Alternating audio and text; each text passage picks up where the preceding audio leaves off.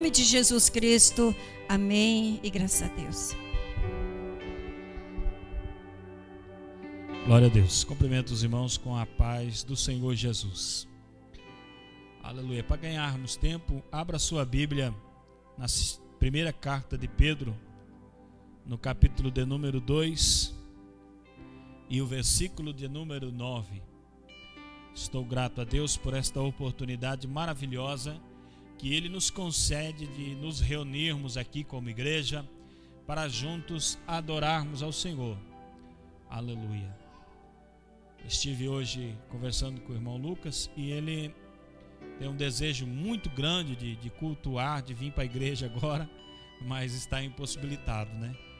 Aleluia. E quanta gente que perde a oportunidade, que despreza a oportunidade de estar adorando, enquanto isso outros têm desejo e não pode.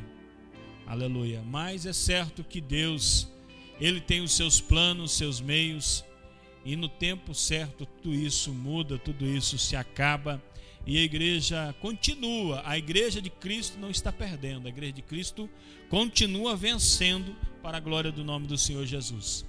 Quem achou? É a primeira carta de Pedro, capítulo de número 2 e o versículo de número 9. Aleluia. 1 Pedro, capítulo 2 e o versículo 9. Vamos ler a palavra do Senhor Jesus.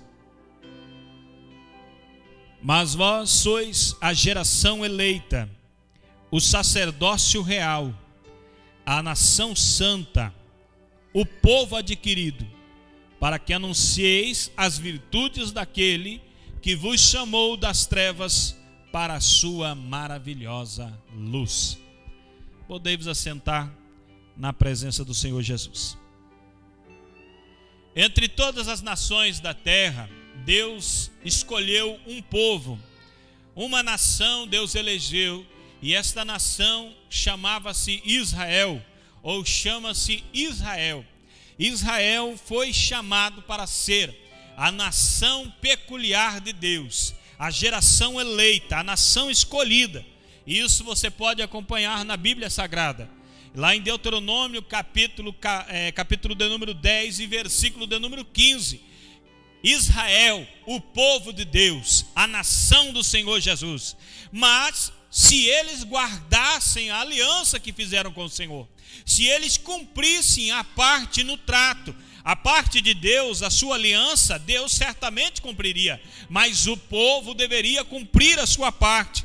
Acontece que, como povo exclusivo de Deus e propriedade exclusiva de Deus, eles não cumpriram a parte deles na aliança e pecaram contra o Senhor e se curvaram perante outros deuses e adoraram outros deuses, e mesmo com o castigo da fome, da guerra, mesmo assim continuavam adorando outros deuses. Eles voltavam para o Senhor, mas voltavam de novo para a idolatria. Quando as coisas apertavam, eles se voltavam para o Senhor. Aí Deus levantava um juiz, um libertador, alguém que os socorria, e eles voltavam de novo para a idolatria. Quando a coisa apertava, buscavam o Senhor. E nisso foi acontecendo durante muito tempo, até que o Senhor falou através de seus profetas, dizendo que se eles não se arrependessem, se eles não se convertessem de verdade, se o seu coração não fosse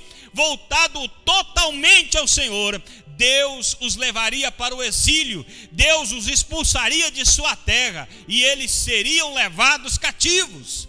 E aconteceu exatamente isso. A Bíblia registra lá em 2 Reis, capítulo de número 20 e versículo 16 e 17, que eles foram exilados. Eles foram exatamente como Deus anunciou através de sua palavra, pelos seus santos profetas. Eles foram exilados nos primeiros dias do mês de julho do ano de 586 antes de Cristo. A cidade de Jerusalém caiu, o império de Israel caiu e foram levados pelo rei Nabucodonosor. Nabucodonosor, o imperador poderoso da época. O reino do norte, nessa vez, se dispersou por muitas nações e se perdeu. Mas o reino do sul, Judá, foi trazido de volta à sua terra 70 anos depois. 70 anos Israel viveu em terras estrangeiras e não tinham pátria. Mas eles, depois de 70 anos, Neemias, com cartas do rei, com Esdras, com vários que lutaram, trabalharam, reformaram, construíram novamente os muros de Jerusalém, reedificaram a cidade que estava destruída e voltaram a habitar novamente Jerusalém, e eles voltaram a ser uma nação plantada em sua terra. Mas havia uma porção de promessas, haviam inúmeras promessas que Deus enviaria Cristo, o Messias, o ungido, aquele que seria rei e sacerdote para sempre. E quando ele veio, não veio do jeito que eles queriam que viesse. Eles esperavam que ele viria com grande poder, que ele viria sentado em um cavalo branco com uma espada na mão. E ele nasceu numa manjedoura humilde,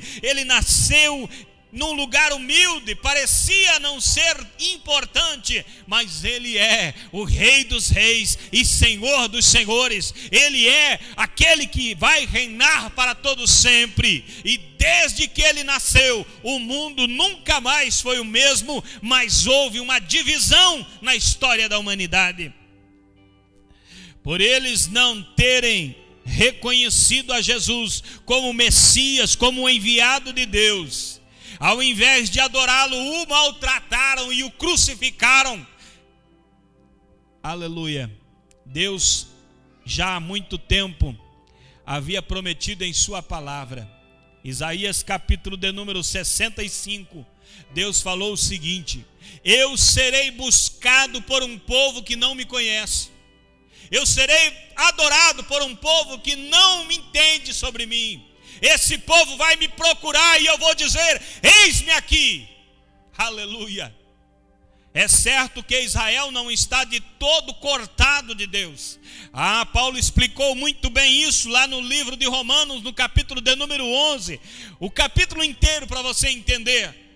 Israel não está de todo cortado da presença de Deus, mas nesse momento agora, desde que eles rejeitaram a Cristo, Cristo morreu, ressuscitou, o Espírito Santo desceu e formou a igreja. Desde esse tempo, Jesus está tratando com a igreja, e a igreja agora não são mais os gentios, os pagãos, os idólatras. A igreja é o povo adquirido, o povo de Deus. É isso que Pedro está falando aqui. Pedro está dizendo: vocês são a geração eleita, o sacerdócio real, a nação santa, o povo adquirido de Deus. Ele não estava falando para Israel, estava falando para a igreja. Você, igreja, é esse povo que Deus está tratando agora. Aleluia. É importante notar a conotação. Quando no tempo do povo de Deus, o povo de Israel, se falava o Deus de Israel. No período da igreja não se fala o Deus de Israel, se fala o Jesus dos crentes. Aleluia. Nós devemos tudo a Cristo. O Cristo, cristãos, vem de Cristo. Jesus dos crentes, cristãos, nós devemos tudo a Cristo. Israel esperava a vinda do Messias. A igreja está esperando o arrebatamento. Israel esperava a vinda do Messias, note bem. Mas o Messias veio e eles não reconheceram. A igreja aguarda o retorno de Cristo para levar.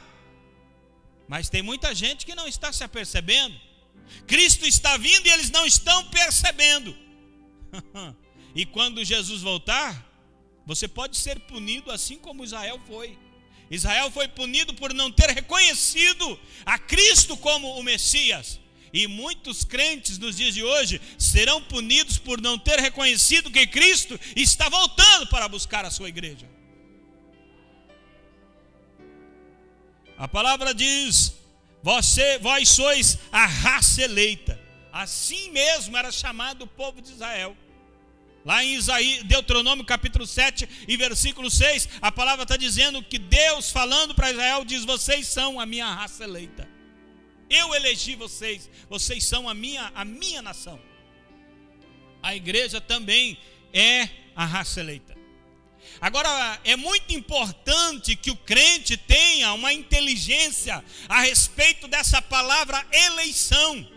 Nos nossos dias existe disseminado por aí uma doutrina dizendo que você é eleito de Deus, predestinado para ir para o céu, e não importa o que você faça, você já é eleito e vai morar no céu. E aquele que não é eleito, mesmo que ele queira, ele não vai, ele vai para o inferno. Que Deus escolheu uns e outros não. Isso é mentira.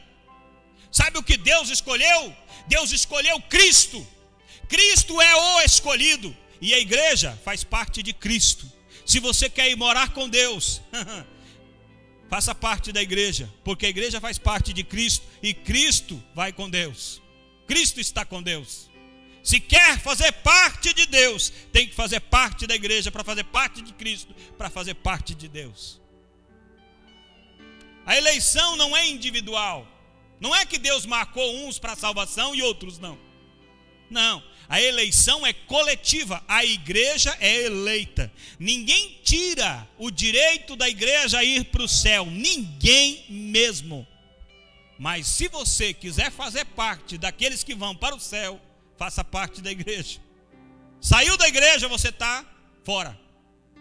Não faz parte da igreja? Está fora de Cristo também. Quando eu falo igreja, eu não estou falando desse templo aqui. Eu não estou falando de 4 paredes. Eu não estou falando de terrenos e propriedades e organização no mundo aqui. Eu estou falando da igreja de Cristo, a igreja espiritual. Aleluia. Quando fala de raça, está falando de vida e descendência comum. A igreja de Cristo tem em comum a vida de Cristo. Se você faz parte da igreja, você é da raça eleita. As características dessa raça eleita tem que estar na tua vida. Porque se você faz parte de uma raça, mas não se parece nada, tem alguma coisa errada com você. Imagine, eu sou dessa raça, mas não tenho nenhuma qualificação, não tem nada em mim que diga que eu sou dessa raça. Toda vez que eu chego, tenho que provar que sou dessa raça. Alguma coisa está errada. Se você faz parte da igreja, você tem que ter a vida de Cristo em comum com a igreja. Essa vida de Cristo, esse jeito de agir de Cristo, esse jeito de tratar de Cristo, essa sabedoria do alto de Cristo tem que estar na tua vida, porque se não está, alguma coisa está errada. Você não tem as mesmas características da raça eleita. Também a palavra do Senhor fala em sacerdócio real. Lá em Êxodo capítulo 19, versículo 6, está dizendo que a tribo de Levi, a família de Arão, é eleita para exercer o sacerdócio. Na época de Moisés, na época de Israel, na época da lei, somente aquela tribo, aquela linhagem daquela família de Arão poderia exercer o sacerdócio. Não importa se você dissesse: não, mas eu acho que tenho qualidade para ser sacerdote. Eu posso fazer o que esses sacerdotes estão fazendo. Na verdade, eu posso fazer até melhor do que eles. Mesmo que você soubesse, mesmo que você estudasse, mesmo que você entendesse tudo, você não poderia fazer aquilo, porque você não pertencia a esta linhagem de sacerdotes, não pertencia a esta família. Mas com a igreja a coisa mudou, porque agora, para você fazer parte da linhagem sacerdotal, você só precisa fazer parte da igreja de Cristo. Todos os crentes em Cristo que têm a vida de Deus em si são eleitos para sacerdócio santo de Deus. Você é um sacerdote na sua casa. Aleluia. Talvez você não saiba, mas o sacerdote ele tem uma função muito importante. Qual que é a função do sacerdote? O sacerdote era o homem que ouvia a voz de Deus e passava para o povo. Para você ouvir a voz de Deus, primeira coisa que você precisa fazer é se apresentar a Deus. Porque se Deus quer falar, mas você não para ouvir, então você nunca vai ouvir. Eis o grande problema da nossa humanidade nesses dias. Ninguém para ouvir. Está todo mundo querendo falar, e Deus quer falar e ninguém quer ouvir. É hora de aquietar o espírito, tranquilizar a alma, ouvir Deus e depois agir.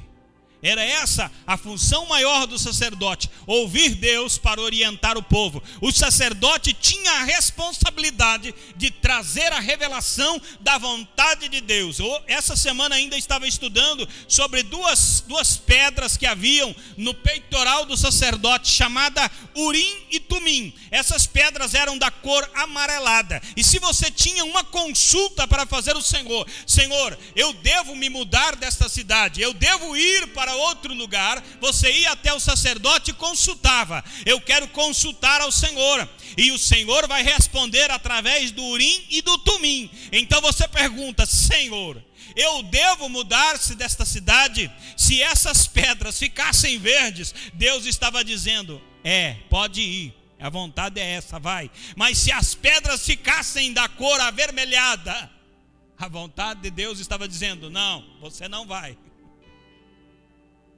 E se a pedra não mudasse de cor, quer dizer que Deus não falou com você. Fica aí, não tome nenhuma decisão. Deus não está falando agora. O sacerdote tinha a responsabilidade. Você, como sacerdote, tem a responsabilidade de ouvir a voz de Deus para depois tomar as suas decisões. Você é o sacerdote na sua casa. A Bíblia diz que nosso corpo é o templo do Espírito Santo. Se o corpo é o templo, então nós, como sacerdócio real, neste templo nós ministramos adoração ao Senhor. Algumas responsabilidades do sacerdote no templo. O sacerdote tinha por responsabilidade manter o fogo aceso. Levíticos 6:13. Deus determinou, decretou: o fogo não pode apagar. Sabe quem acendeu o fogo? Deus. Deus acendeu o fogo. Sabe quem tinha que manter aceso? Deus? Não, o sacerdote. É a mesma coisa com o Espírito Santo. O Espírito Santo, quem colocou dentro de você esse fogo do Espírito Santo, quem colocou foi Deus, não foi você. Não foi o pastor, não foi o Paulo Zang, não foi Não, foi Deus que colocou. Eu ia falar Billy Graham, fugiu na hora. Na hora fugiu. Mas foi Deus que colocou dentro de você esse fogo. E o único que é responsável para manter esse fogo aceso não é o pastor Walter, não é o pastor Paulo Zang, não é a irmã Maria França. O único é você mesmo. Sabe por que muito crente esfriou hoje? Porque ele está pensando que é a igreja que tem que ficar soprando fogo lá para manter aceso. Não, meu irmão. Se está virando cinza esse fogo no Espírito Santo dentro de você, é porque você está deixando apagar. Você é sacerdote e você é quem tem que manter aceso. A palavra do Senhor diz categoricamente, Paulo falando para a igreja, ele diz: não apagueis o Espírito de Deus. Mas lá em Efésios 4:32 ou 36, se não me falha a memória, ele já diz: não entristeçais o Espírito de Deus. Porque é uma sequência. Primeiro você vai deixando, o Espírito vai ficando triste, daqui a pouco você já apagou, nem se lembra mais. Responsabilidade do sacerdote, manter o fogo aceso. Outra responsabilidade do sacerdote, tinha que fazer todos os dias. O sacerdote tinha que queimar incenso no templo. De manhã e de tarde o sacerdote tinha que ir no templo e levar incenso ao Senhor. E o incenso não era qualquer incenso, era separado, selecionado, as 3 fragrâncias que Deus recebia. Deus recebia somente aquele incenso separado para Deus. Ninguém poderia usar aquele incenso a não ser o Senhor. Era queimado para o Senhor. Homem nenhum estava autorizado a usar aquele perfume. Aquele perfume era exclusivo do Senhor. Tem que ser queimado para o Senhor. O incenso, ele representa as nossas orações e os nossos louvores. Você tem que, obrigatoriamente, como sacerdote, de manhã e à tarde, queimar incenso na presença do Senhor.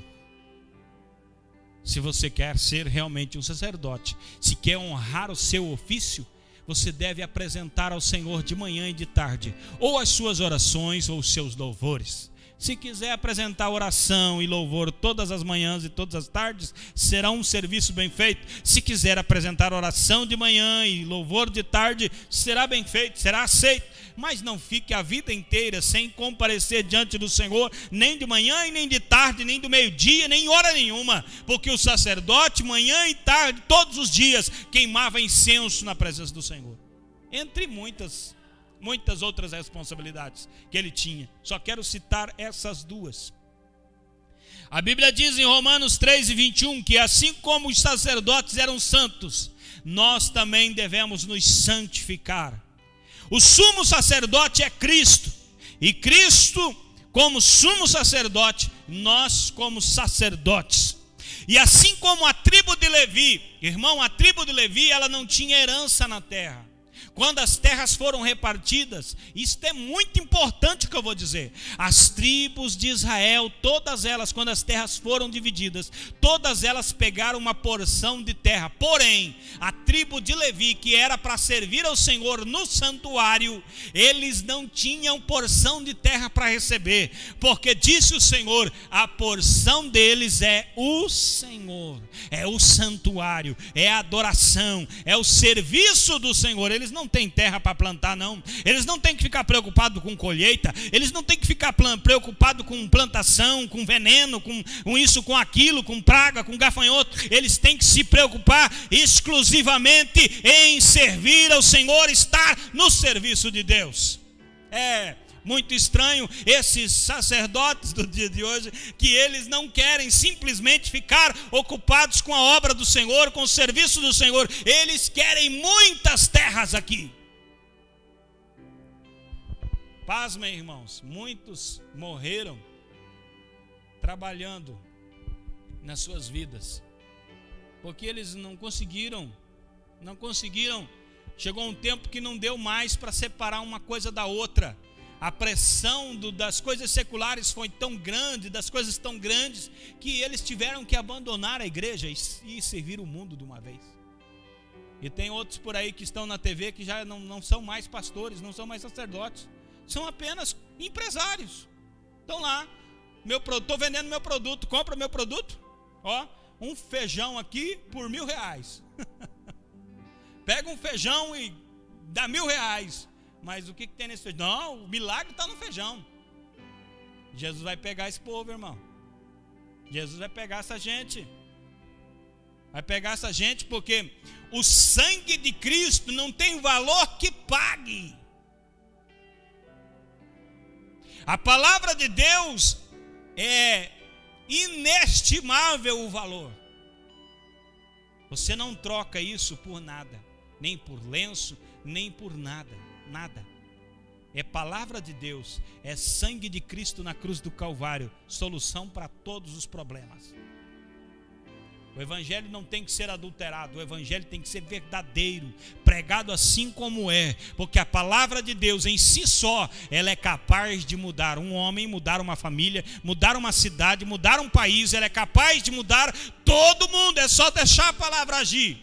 Por ela só, ela já é poderosa, não precisa alterar, não precisa mudar nada, tem que ser pregada do jeito que é.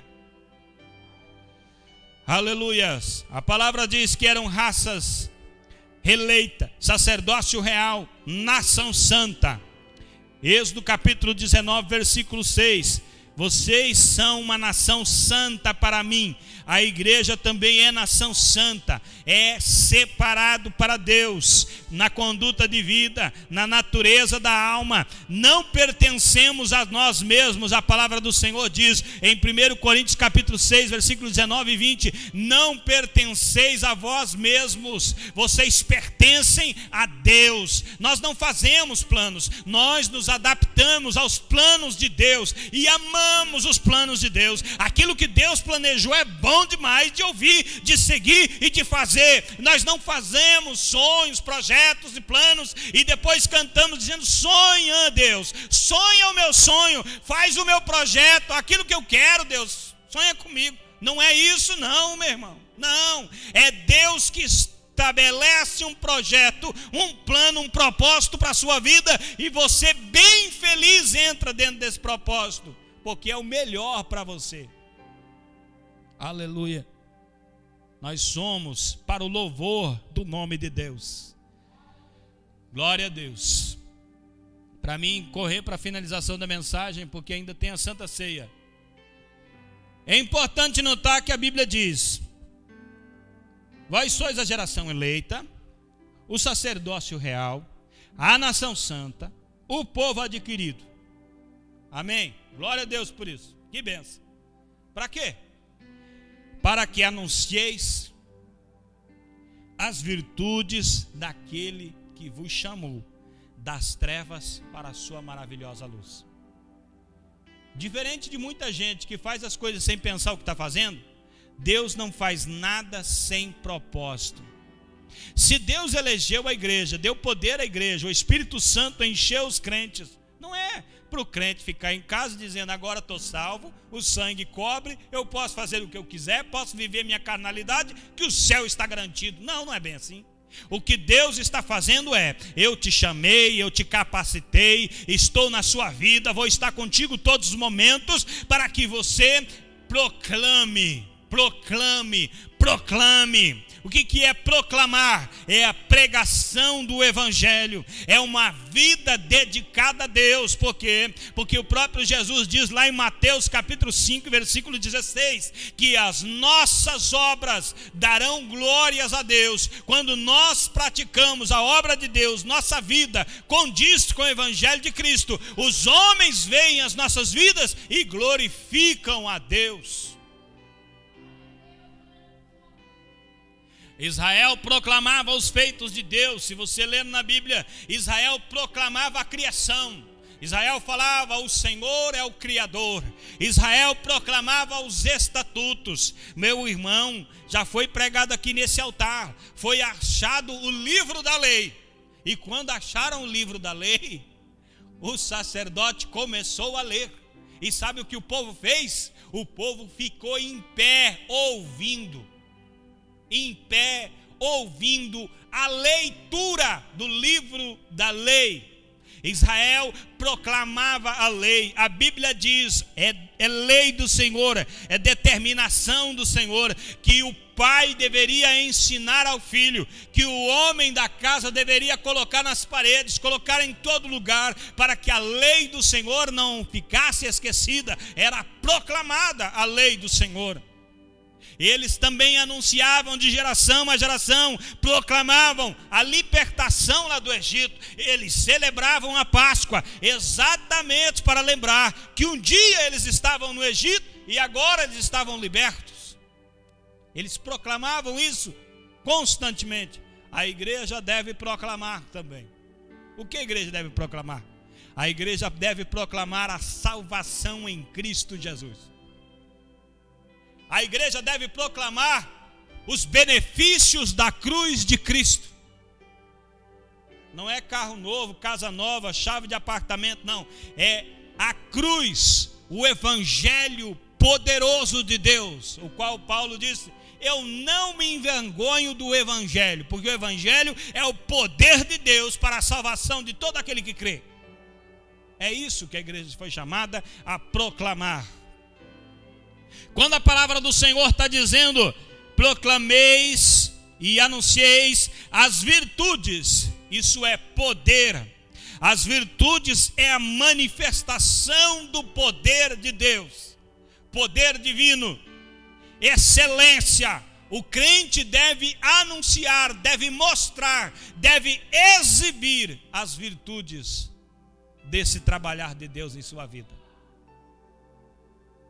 Tem uns crentes aí que, se ele falar para os amigos dele lá no trabalho: olha, eu sou crente, o amigo fala: você está brincando? Você é crente? Você deve estar brincando comigo. Não, eu sou crente. Porque ele não tem nada de crente. Ele não se parece com crente. Ele não fala como crente, ele não anda como crente, ele não faz nada como crente. Ele é totalmente, o que ele exibe na vida dele, o retrato na vida dele, é de um mundano total. Mas se ele falar que é crente, todo mundo vai ficar assustado. Mas capaz, não, sou crente, eu frequento a igreja. Era melhor ele dizer assim: a minha esposa é crente, a minha esposa vai na igreja e eu vou com ela. É menos vergonhoso ao evangelho.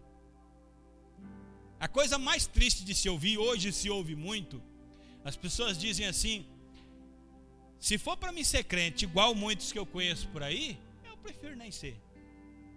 Ainda hoje eu estava aconselhando um homem desviado, e ele disse assim: olha rapaz, eu até penso em voltar para a igreja, mas eu penso assim, onde é que eu vou voltar? Para que igreja que eu vou? Rapaz, estão a máfia. Eu falei para ele: faz o seguinte, volta para Jesus primeiro, volta para Jesus, e ele vai te direcionar uma igreja para você ir. Volta para Jesus, porque a igreja de hoje não está tendo muita piedade de ninguém não. Quando o camarada volta para a igreja, ela moia pau. Mas se você voltar para Jesus, sabe o que vai acontecer? Ele vai te abraçar, vai te perdoar, vai te receber, e você vai sair feliz, com uma alegria muito grande no coração, e vai estar preparado para aguentar o trampo na igreja. Mas está assim. A igreja não está exibindo muito. Igreja, quando eu falo aqui, eu estou falando de comunidade cristã, povo que se diz seguidor de Cristo, não está muito exibindo as virtudes da salvação em Cristo Jesus. Está exibindo muito um mau caráter, um mau exemplo. Mas que Deus tenha piedade de nós, e que o Espírito Santo de Deus promova um avivamento, e que Ele comece em mim esse avivamento, que eu mude de atitude e possa ser mais crente. Aleluia.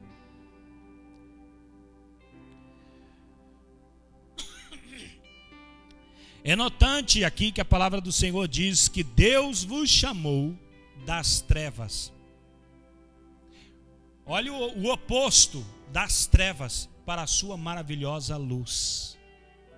Trevas e luz não têm comunhão. Ou você é treva, ou você é luz. Das duas coisas não tem como ser.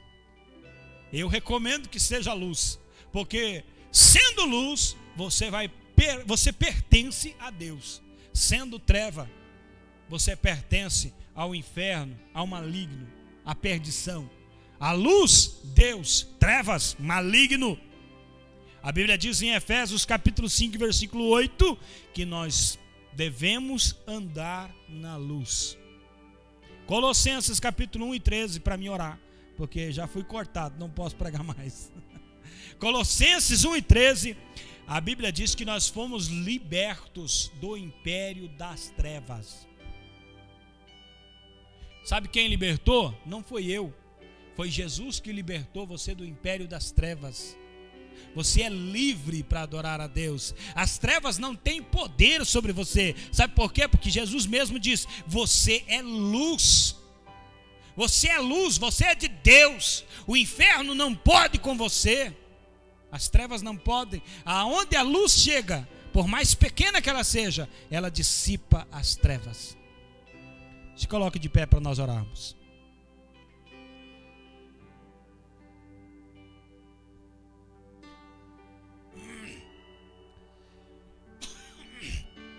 Aleluia.